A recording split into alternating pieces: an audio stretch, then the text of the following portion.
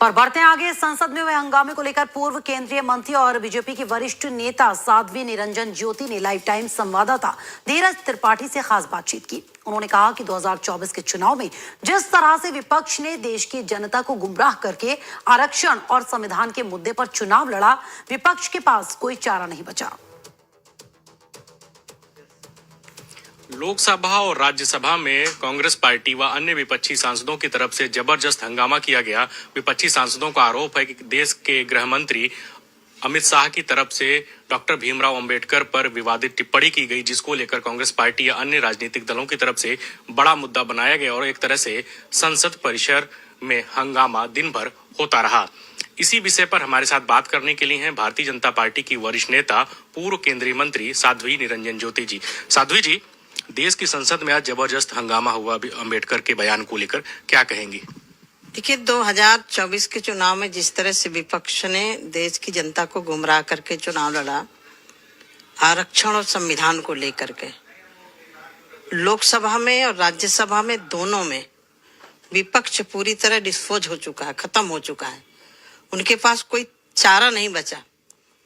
माननीय गृह मंत्री जी ने, माननीय प्रधानमंत्री जी ने 2014 से जिस तरह से डॉक्टर साहब का सम्मान किया है और पार्लियामेंट के अंदर पूरे देश ने देखा कि कांग्रेस ने डॉक्टर साहब के साथ क्या क्या नहीं किया, उनको हराने का काम किया। सेंट्रल हॉल में उनकी फोटो तक लगाने की हिम्मत नहीं पड़ी।